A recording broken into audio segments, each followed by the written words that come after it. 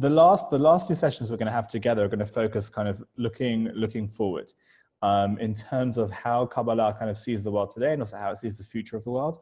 We'll talk about the Messianic era. We'll talk about, we'll get into a bit more detail perhaps about Olam Haba, resurrection of the dead. Maybe next we'll also delve into in a bit more detail in terms of resurrection and Kabbalistic ideas to do with resurrection.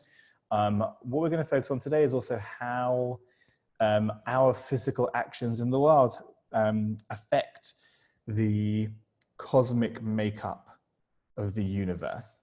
That we've kind of been speaking about the 10 Sefirot. We'll look at a few more Sefirot today, but we're also going to look at how the world is, according to Kabbalah, layered. There are 4 different layers of the world, and kind of how our actions can interlink between these 4 different layers. What I'm probably saying now, I mean, whatever I say usually just sounds like complete nonsense, but we'll get into it. So we're going to look at now, I've called this session the divine plan, that there's this kind of balance, right? There's a balance in Kabbalah between how we view the world that we live in and how we exist in that world, and how much free will we have versus how much God is in control. And then beyond that, not only how much God is in control, how much we are able to influence the divine plan, right? The plan that God has for every single one of us. And that kind of comes into this notion of how much weight does Kabbalah put on the actions that we perform? So we may have spoken about kind of us as individuals and what we can do to better ourselves and better understand what makes us who we are. But also, what do our actions, how do our actions affect the world and the universe? And I'm going to dive straight in. We took a look a couple of weeks ago at the first 3 Sefirot that explore the realm of the mind, insight, planning, how we use our mind. We then took a look at how that's put into action within the world itself by us and also by God, as in Chesed, Gvura, and Tiferet. We're now going to kind of take a look at these 3 over here, Hod, NETZACH, and YESOD. Hod, NETZACH, and YESOD, they're going to deal with less to do with what we do, but more how we understand God's role in the world. And one of those issues focuses on an issue in philosophy and theology known as theodicy, i.e., the problem of evil. How can evil exist? Why do bad things happen to good people? Why do good things happen to bad people? The final piece, which we'll look at next week, is called Malchut. That will be the final piece that we kind of explore, which is the manifestation of godliness in the world. And the idea of Malchut, kingdom, looking at the end of days, looking at the Messiah, looking how kind of it brings together a lot of different concepts that we've been speaking of.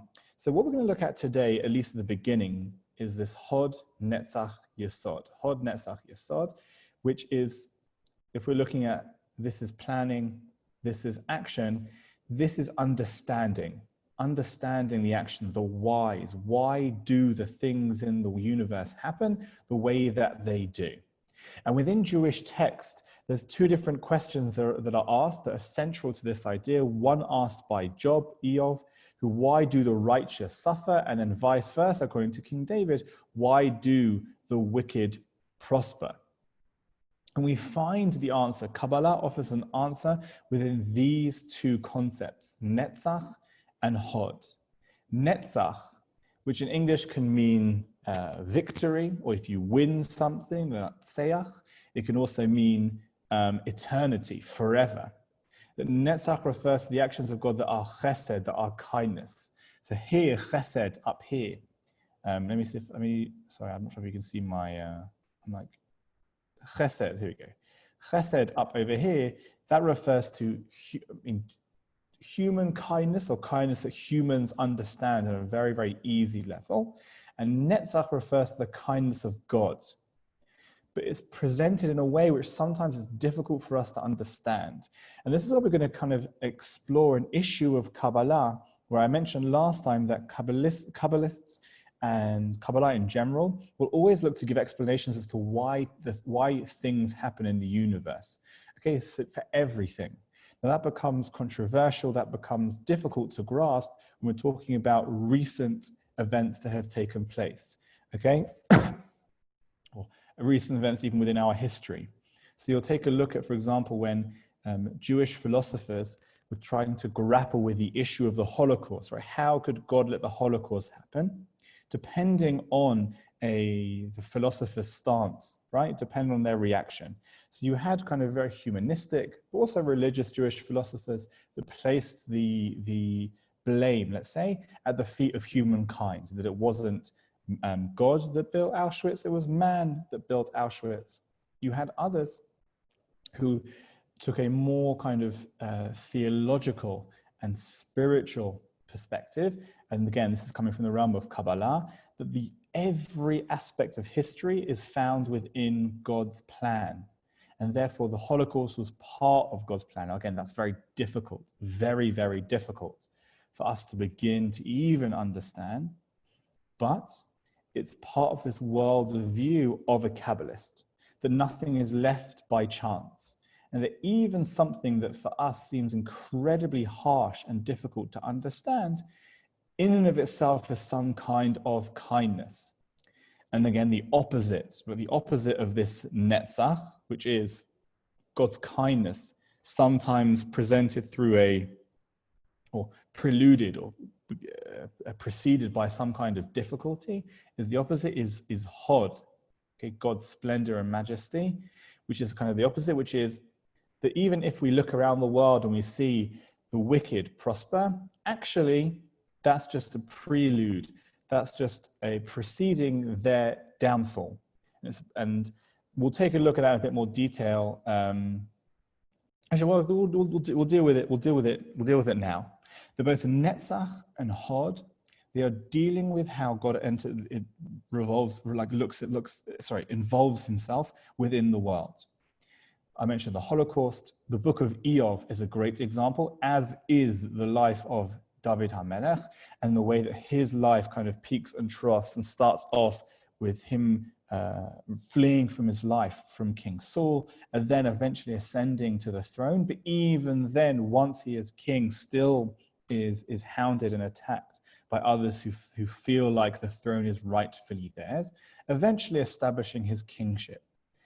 Now, the question here is that are we able to fully understand God's role in the world? Is there a plan for everything that happens? Again, that comes back to what I was saying before, how much is left to human free will and how much is left to the plan of God? And the more, let's say, fundamental Kabbalist will come along and say everything is planned out to the T. Everything is God's plan, and we are but living in this world trying to attain individual redemption, but the overall plan on a national level, on a universal level, on a global level, that's already planned out. There isn't much that we can do to intervene.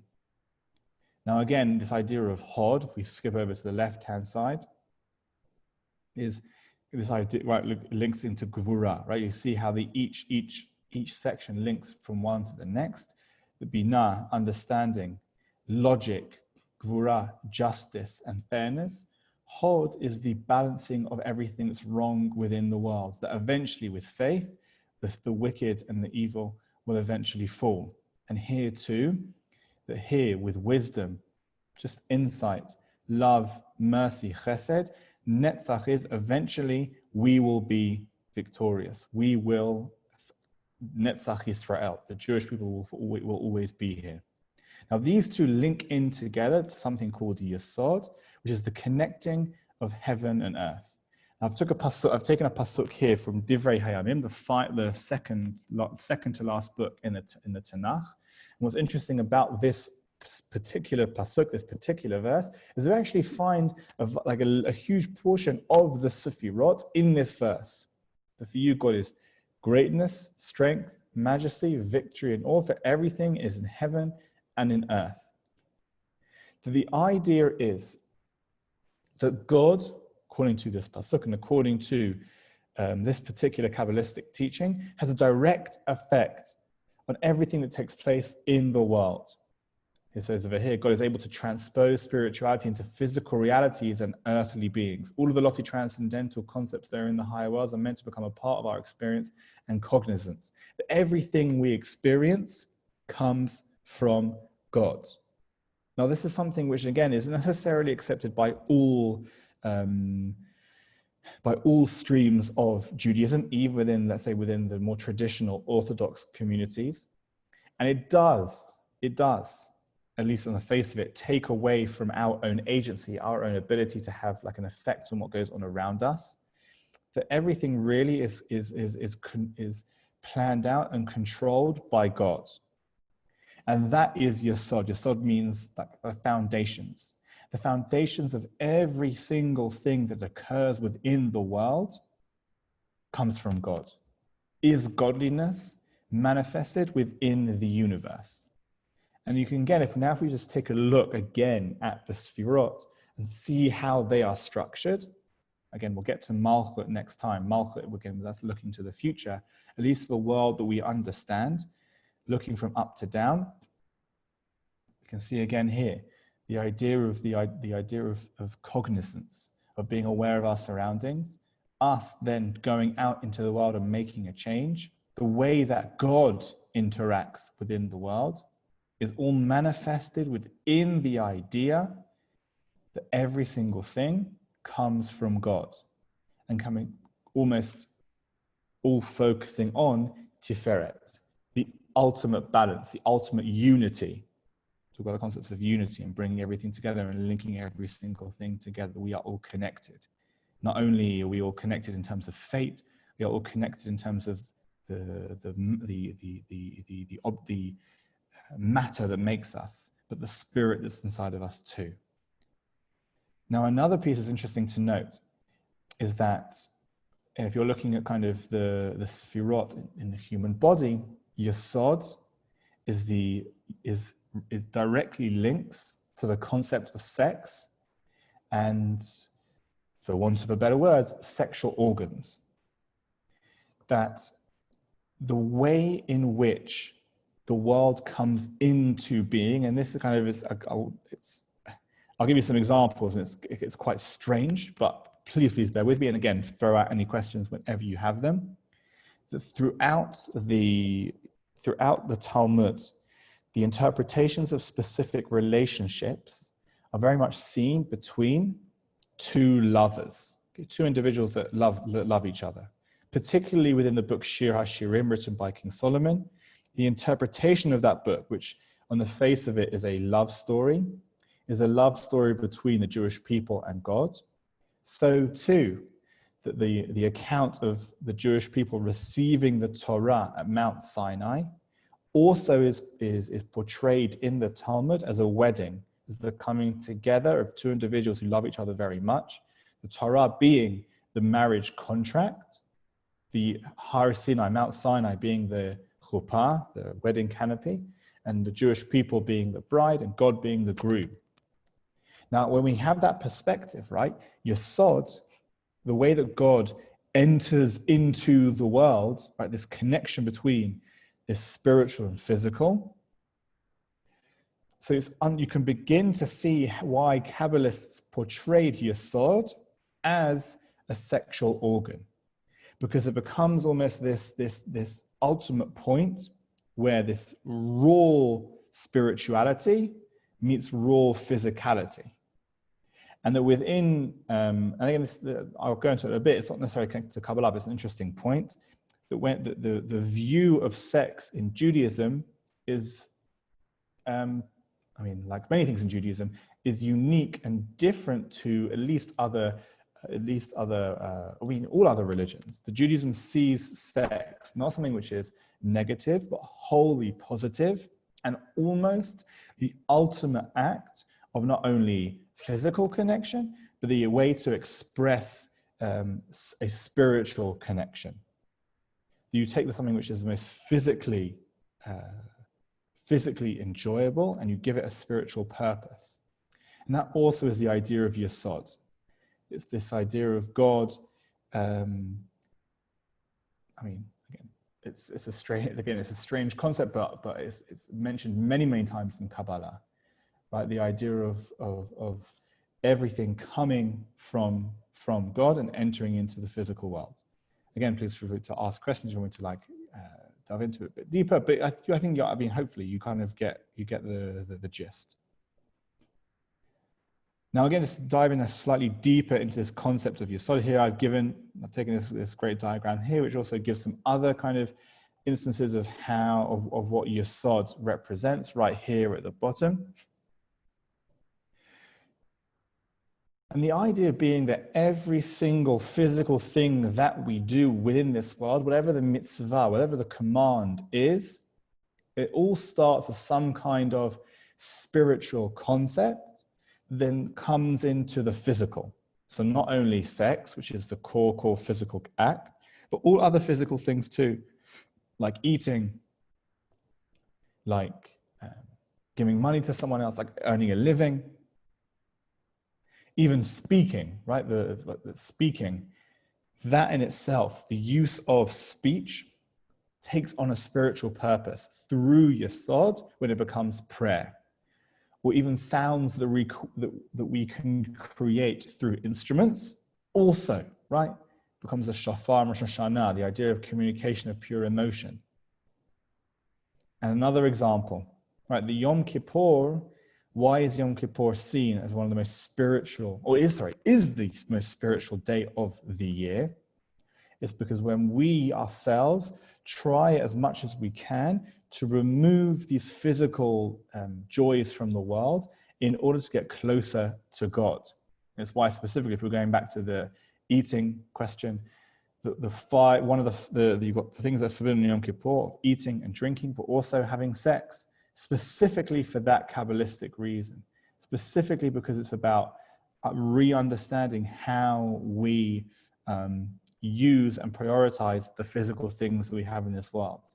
I'm just going to focus on this question from Vicky. Thank you. Okay, interesting. Okay, so do you mind elaborating slightly on your point? You're correct, and then we can do you mind elaborating, explaining a bit more, Vicky?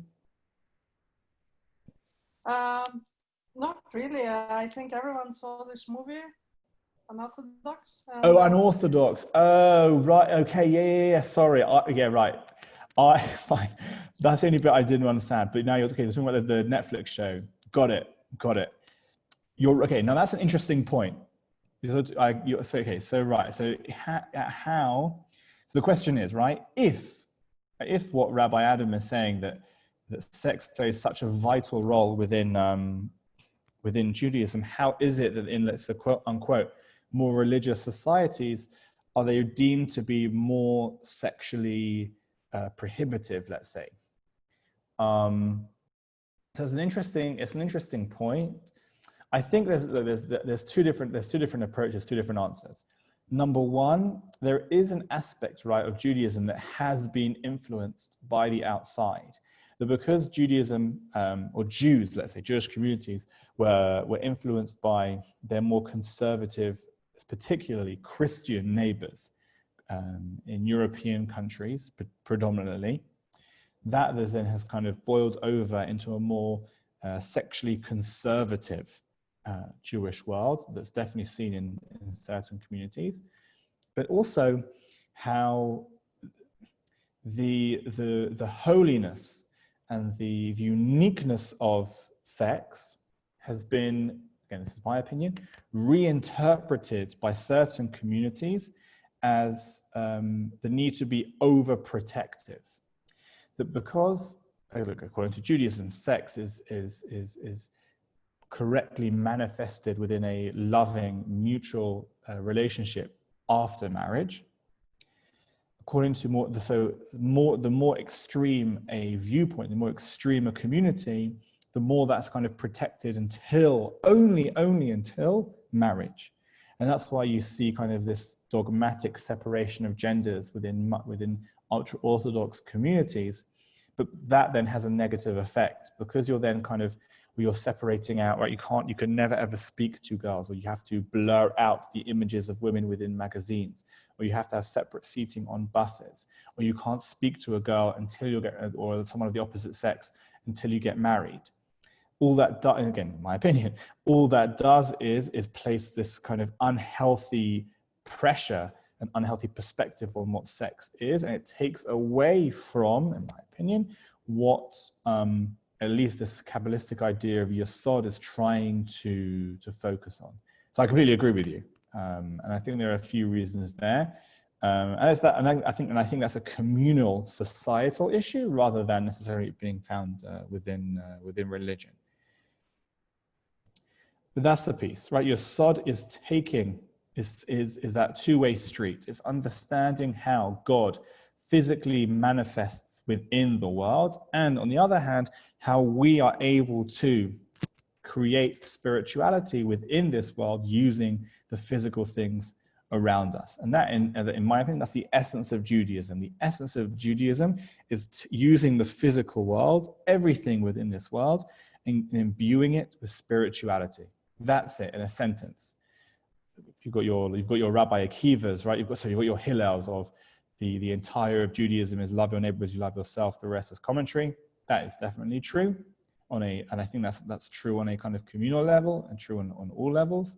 There's also this other piece, I think, on like, let's say if you want to boil down what is Kabbalah in one sentence, it's imbuing the physical world with a spiritual purpose.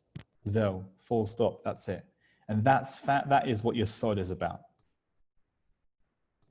Now, I mentioned to you, and again, Kabbalah loves numbers, loves numbers. And there's something else which I want to kind of draw to your attention, which is that there are not only 10 sfirot, 10 ways that God manifests himself in this world, 10 ways that we are able to understand our role within the world, the 10 sfirot, but there are also 4 worlds, 4 olamot, okay, 4 olamot, 4 worlds. Now, some of these worlds we are able to see, we are able to experience. Some we wish we could, and that's where we begin kind of delving into the realm of practical Kabbalah.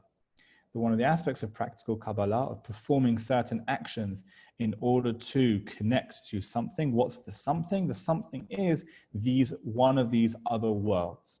Now I'm going to kind of present to you some different sources. We'll talk about them a bit. Again, feel free to ask questions, discuss, just throw anything into the chat box as always. And this is taken from the Ramchal, who we discussed last time, of Moshe Chaim Luzzatto, who lived in the 18th century, who revived Kabbalistic thought within Europe. He lived in Italy. And he says the following thing: there are actually 4 different worlds. The physical world that we experience consists of 2 components, the celestial and the terrestrial. The celestial is the realm of the stars and the planets, i.e. the universe, and the terrestrial is our realm here on Earth. And these 2 together comprise a single world, the physical. And that's the world that we experience. So just to kind of, I'll go into it a bit more, but that's this world's, the Asiya. We'll get to it in a second, but it's this one here, this green at the bottom over here. We'll get into it in a moment, exactly what it means, whatever. But it's 2 components together, the celestial and the terrestrial, the universe and the world, the earth, the physical world. There's a higher world. There's another world, namely the world of angels. Okay, Yetzirah. A second, what are the purpose of angels? I've mentioned it briefly. We'll get into it in a bit more detail. Higher than that is a third world, that of the highest forces, which he discusses earlier in this book, which is called the world of the throne, which is Bri'ah, the creative world. And on a high level, we can speak in a general of different influence emanating from God, revelations of his light, from the existence of everything that is created. In a manner of speaking, the realm of these influences also can be termed a world. This is the world of God, up here, Atzilut. Each one has its own letter. According to the Ramchal, the Yud, Hey, Vav, Hey, the name of God is symbolic of each letter represents a different world, Yud being the top world where God resides, Hey, where the connection, or where God is able to begin to create, Yetzirah, the world of angels, and the final Hey, which is our world that we are able to experience. And again, here also you can see how they connect to each one of the Sephirot. Let me explore a bit deeper.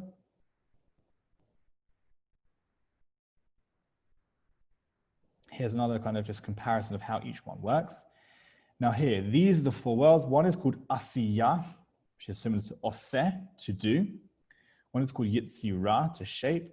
Bria, creating. And Atzilut, the spirit. To gain an understanding of the nature of these worlds, we have to examine one area in our lives in which the Kabbalistic concept emerges in a very practical and relevant way, prayer. The prayer in itself is the manifestation of the four different worlds. So we're going to talk about a bit, I'll give you some examples of practical Kabbalah, of how individuals try and meditate and pray in order to ascend through these worlds or connect to the different worlds other than the one that we currently inhabit, which is Asiya. Let's have a look and see if we've got a question come in. Sorry, my mouse is being a bit funny. Okay, very good. Okay, interesting question. Bria like Briut. Yes, it is like that. I'll tell you what the connection. Okay, so Hebrew is a beautiful language. Hebrew is a beautiful language. Bria means to create, and so the Hebrew term briut, which means health, comes from the following place, that human beings are the ultimate form of creation, according to Kabbalah, according to even other Jewish texts. Human beings are the culmination of creation. And our existence, our ability, to exist is kind of another way of saying that is like health. And so that's why like briut is like can mean health. Our ability to be creation as manifested in the world. Yes, so correct. The bria like briut. Wonderful. Okay, excellent. Let's take a look over here again. There's lots of different pieces here, but similarly, right? We're now working back like the four worlds. Like we started off with the 10 Sefirot working from down. We started from the top down. The way that we understand the four worlds is actually from down up. That we exist in a world where everything where it's a culmination of the 10 Sefirot, whereas if we look at the world in a linear fashion, it would start from the top down, starting with the idea of Chokhmah, the initial inspiration of God to create the world, then the understanding of what that means, the writing of the Torah, Bria, creation. You then have the connection between Yetzirah, between us and God, which is found there in that second world, Yetzirah, and for us, we're in the practical world of Asiya. Also, take a look at the text of Bereshit of Genesis. The two words that are used are Bria and Asiya. Bria is when you're creating something from nothing. Asiya is when you're taking something that already exists and forming it into something else. That in this world, we can only perform an Asiya. We cannot create something from nothing. We can only take what already exists. God can create something from nothing. Bria, like us. So let's take a quick look. Now, I'm going to take a look at, again, in terms of familiarity with Jewish prayer, but essentially the formation of Jewish prayer is about ascending from this world into this top world of Atzilut. That's the purpose of prayer. And the first are all about the idea of rectifying and fixing the lower worlds. We start off by reading the paragraphs that pertain to the physical world. We say thank you for waking up and for having clothes and for being able to open our eyes. These like basic physical concepts that we would usually take for granted. We then begin to connect in prayer. Once we've finished these psukei de zimra and the korbanot, prayers that relate very much just to what we can see in our facility, in our vicinity. Similarly, like the most famous prayer there would be Modeh Ani. Okay, Modeh Ani, thank you for allowing me to wake up. Basic concept. Thank you for giving me clothes, for making me a slave, all these pieces. We then transition into a connection with the angels. When we say the Shema, cover our eyes, testify that God exists, and we whisper a line, Baruch Shem Kavod Malchuto Le'olam Va'ed, which is a line which the angels say. And we begin to then connect to this next world.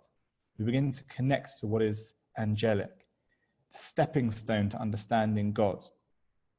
So once we've done that, we then make our way away from the world of the angels, and we begin to step towards the Amidah. The Amidah is the ultimate form of being able to connect to God. The Amidah is a prayer that's existed for 2,000 years, and it is the Jewish version of what we would understand as mindfulness meditation. For good and for bad, it's become formalized with certain prayers, with a certain structure.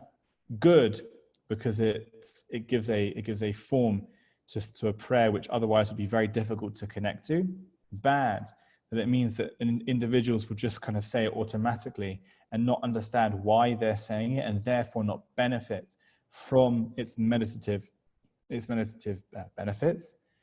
But just like if any of you perform meditation on a regular basis or semi-regular basis, you also have some kind of routine to enter into a meditative state, whether that's focusing on breathing, whether that's focusing on parts of the body, whether that's both, whether it's sitting in a certain position, whether it's focusing on certain colors or sounds or sights, whatever it may be. The Amidah is exactly the same. The Amidah is a way in which we ascend to Atzilut. Not physically, because we can't do that, but it's the way that we connect ourselves, almost like an internet connection, right? An electrical connection to this world. And therefore, according to Kabbalah, by connecting, we are able to then make real changes to the world, as we spoke about before with YESOD. So over here, this piece, our daily prayer service reflects these 4 dimensions. The quest for truth must pass through all these 4 stages if it is to succeed. From our experience in the world of sense of perception, the mind extracts the immanent laws of the perceived things, their forms, which make them what they are, and is led by logical analysis to seek their causes, the forces that create these forms. Finally, it penetrates to the supreme reason, which is the innermost soul and prime cause moving and controlling the lower worlds, the path traversed by the inquiring mind. However, it's the very same one along which the thoughts of the worshipper must pass to ascend to the presence of the Creator. It is no wonder then that our daily prayer, morning prayer, in its 4 main parts reflects the ascent through the 4 worlds. As I'll show you, okay, I'll go through again, what are these 4 parts of prayer? Starts off with Psukei de Zimra, focusing on our physical needs, then moving on to the world of the angels and elaborating on what God tells us to do. The Shema is God speaking to us. It's God saying, this is what you need to do in order to make the world a better place and to be rewarded. And if you don't do this, you're going to be punished. Then after the Shema are the blessings that lead up to the Amidah. That's the realm of creation. And then we enter into the Amidah, which is then, that's that connection. That's us reaching the world of God. And like the Shema is God telling us what we need to do. It's God communicating with us. The Amidah is us communicating with God.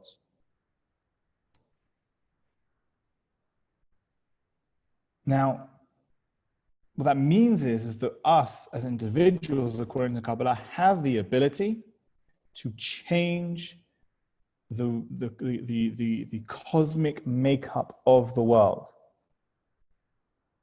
It's a basic, it's an underpinning of all Kabbalah, foundation of Kabbalah.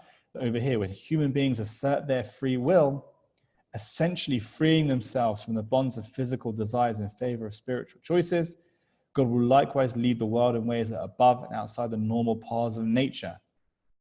When human beings allow themselves to simply follow the dictates of their bodies, God allows nature to run its course.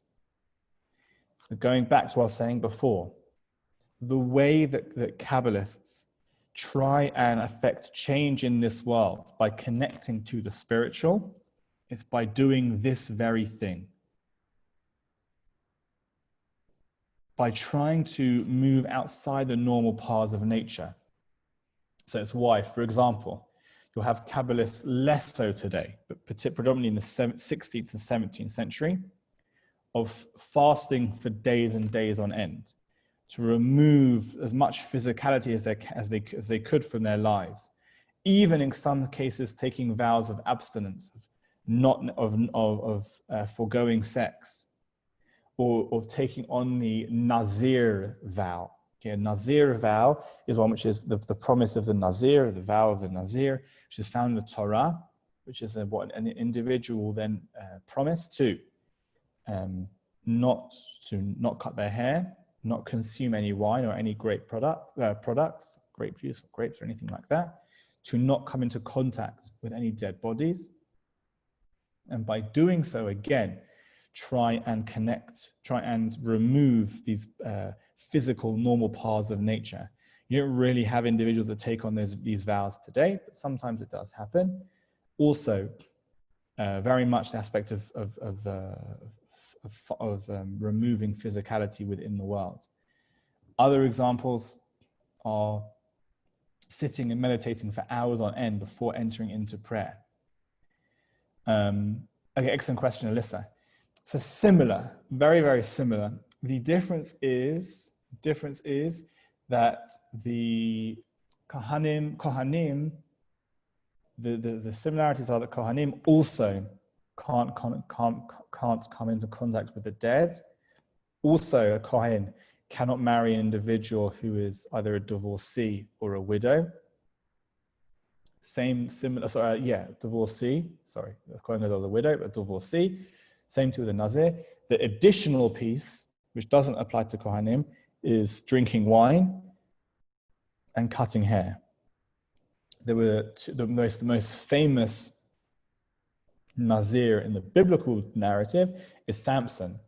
Right? The vow of Samson's mother, Samson's mother makes a vow before he's born that if she has a child, that no hair, no razor will touch his head, no wine will touch his lips, and that becomes the secret of his strength. The fact that he's a Nazir, he's taken on this vow. But it is very, very similar. Also difference, this is more of a practical difference. An individual is a Kohen and is born a Kohen, and I mean, depending on circumstances, can't really escape from being it, can't remove his priestlyhood, his kohanut. A Nazir is something that an individual takes upon themselves, and they can also end that vow as well. We see here also other aspects as well. Again, when we talk about practical Kabbalah, 90 to 95% of these of practical Kabbalah, particularly today, revolves around already standing Jewish mitzvot, perhaps changing them in some way, but they still revolve around these mitzvot. It's not necessarily adding anything extra. You did see it in the 16th and 17th century, but that was then cut back as predominantly because of the Shabtai Tzvi debacle, which we spoke about last week. Right? The idea that he held like a wedding ceremony between him and a Sefer Torah, or the idea of going out and shouting out or speaking the 72-letter name of God, or even reading the 4-letter name of God. These are, or There are some which is writing down the name of, like writing down the names of God and placing those pieces of paper or keeping them up, keeping them in your pocket, and taking with you. There are those pieces that exist. They're less common.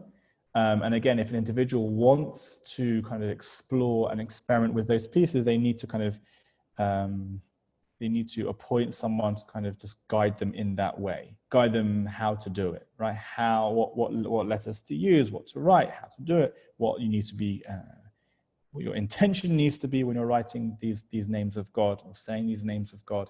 They're less common today, but we do see more common aspects of Kabbalah in other traditions. So for example, the idea of singing Shalom Aleichem on Friday night, the song we sing on Friday night, is also a Kabbalistic idea of we're calling for guardian angels to protect us at this moment in time as Shabbat has just begun. Another example is in a Jewish wedding, when, again, this is more in Ashkenazi communities, where the bride will circle the groom 7 times when she comes down to the chuppah. Is a purely Kabbalistic idea, one which is supposed to bring protection to the marriage. Also, it places like the comparison that the bride is like God. Okay, the Zohar says God circled the world 7 times before it was circled 7 times before the world was created, and then the world was created. So too, the bride takes on this perspective of God, of creating this new reality of a marriage. That's another Kabbalistic idea. There's another piece of Kabbalah that we find very, very common today. Another one, which is another famous example, is a Havdalah, of individuals who will dip their fingers, their pinkies, into the wine, and they'll place some on their heads, they become wise. They'll place some in their pockets, they become wealthy. Again, another example. And we'll discuss. We'll explore more as we go along. Another example also here of looking how our actions directly affect what God does in the world. That a Jew must never say to himself, "Who am I and what difference do my actions make?" Rather, a person must understand and internalize that no detail of his every deed, word, or thought is ever lost. On the contrary, his deeds are exceedingly powerful and effective. Each one in its kind ascends to higher worlds and has repercussions there. The even actions that we're not conscious of, according to Rav Chaim of Volozhin, have an effect on the spiritual realm. Yeah, here another. This is a very, very important Kabbalistic concept, that all forms of religious observance are vehicles that transport the human soul upward through the heavens and palaces of the upper world, through the chambers of the spiritual world, the gate of the realm of the Sefirot. That every form of religious observance, every mitzvah, shoots your soul to Atzilut, to that upper world. And the role of us now in this world is in Kabbalah called dveikut, to cleave, or to almost devek in Hebrew is to stick. Now again, we're not necessarily talking about a complete unity or union. There's still a separation between us and God, us and angels. But the idea is that it's a constant willingness to connect, to stick to something spiritual. Okay, kavana, the intention has to be there. When the Zohar uses the word rei'uta, the intention has to be there. There's something, and again, that has to be meditated on.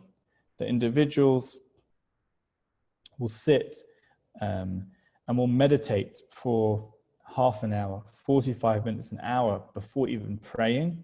Same thing before they perform any mitzvah. This is now another piece from the Zohar itself. But one must direct his heart and will rei'uta, and will, in order to bring blessings above and below, one who seeks to unite the holy name, i.e. the Sefirot, does not direct his heart, will, and awe in order to grace above and below with blessings, will have his prayers thrown out, and evil will be pronounced upon him. This is a super I would say important, but heavy, consequential line from the Zohar. that wasted, that without this re'uta, without this intention, just empty words, not only will they not be listened to, but they'll bring evil to that individual. But one who knows how to unite the holy name properly, the walls of darkness are split and the king's countenance is revealed and seen by all. When this occurs, everything above and below is blessed. Another reason why, when we talk about the practical aspects of Kabbalah, of using the name of God, also as was used by the Maharal of Prague in the famous story of the Golem, who wrote the 72-letter name of God, placed it inside of a clay man that came to life.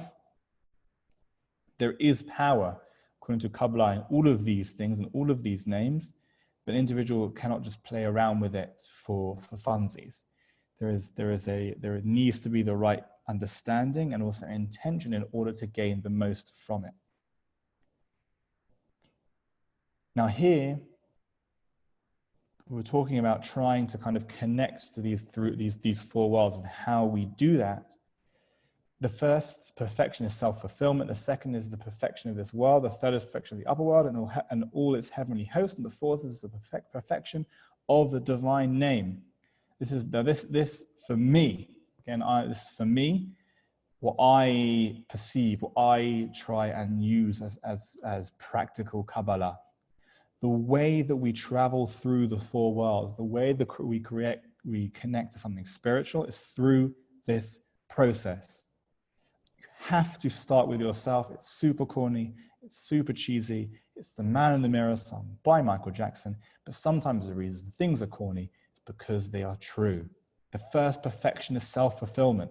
The Zohar said it first. The first perfection is self-fulfillment. You have to first perfect yourself. Sometimes, and again, this is an important message for us nowadays, we try and skip that step. What's the phrase? The horse is bolted before the race starts. I don't know what the phrase is. We try and like look outward. We try and project our imperfections onto the world, and when we try and fix the world, we try and fix the things that are wrong in the world as a way to kind of fix ourselves. No, says the Zohar, you need to first work on yourself, even if that's to the detriment, at least momentarily, of things that are going on the outside. The second perfection is of this world. Once you have fulfilled yourself, and this is when we can discuss this moment in a moment, and we'll go into this next time. Once you then work on yourself, then you go out to the world. Once this world is perfected, okay, this is a big one because the world is definitely not perfect, and we definitely can't reach the next two. But once we've perfected ourselves, and then we can perfect the world. Only then, and this will be linked into next time, then this world will change. The perfection of the upper world and all its heavenly hosts, and the perfection of the divine name. And then just this piece over here, which gives another insight. In every ritual action, let your effort be directed toward uniting the Holy One, blessed be He, and His Shekhinah camps above and below. And these two are contradictory. I don't get into it too much now, but this one I think for me is a huge takeaway. That again, obviously, we're going to be jumping in between each one. But this should be our goal. This one, and then also obviously the second one over here, perfecting the world. So let me just quickly go back, just very, very briefly, because I know I've said like we've gone through a lot of different things today, but very, very briefly. Over here, Hod, NETZACH, YESOD, this is how God interacts and manifests himself basically within the world. It's a description, it's a reason for why bad things happen to good people, why good things happen to bad people. They're all, according to the Sefirot, part of the divine plan. Everything is planned out. That manifestation of God within the world is called YESOD, it's called the foundation. It's like the entry point of God into this world. What do I mean, the entry point? There are actually 4 different worlds. We, in theory, can ascend up, and God will always ascend down. That God interacts with our world through this process of this is where the kind of Ein Sof God exists. He is able to create. He then can manifest that creation within a spiritual form. That spiritual form then affects the physical world. We are able to connect to these different realms through different practical Kabbalistic pieces. The main and most famous, which is maybe perhaps mundane, but shouldn't be, is prayer and meditation. The prayer is created to ascend those worlds. But not only that, every single action that we do goes up that ladder, okay, and down to us. The famous story of Jacob's ladder, the angels going up and down for the Zohar and for Kabbalists, is the perfect depiction of that idea. That individual lying down, Jacob has a dream, he sees angels going up and angels coming down the ladder. Those are the angels traveling through the four worlds and coming down the four worlds. And we have the ability to connect by this process, self-fulfillment, perfecting the world, and then we can connect these upper worlds and make a change, almost kind of change the fate of the world as is controlled by God. Hello. Does anyone have any? I know I went through a lot of different pieces, but does anyone have any particular points, questions, things to clarify, something that I could focus on? Because next week what we'll do is we're going to look at like the way that Kabbalah then perceives the future of the world, looking at the end of days, looking at the Messiah, looking at the idea of Malchut, of the kingdom of God, kind of being this final form of the world. Questions, thoughts, comments? A question. Yes, Tamara.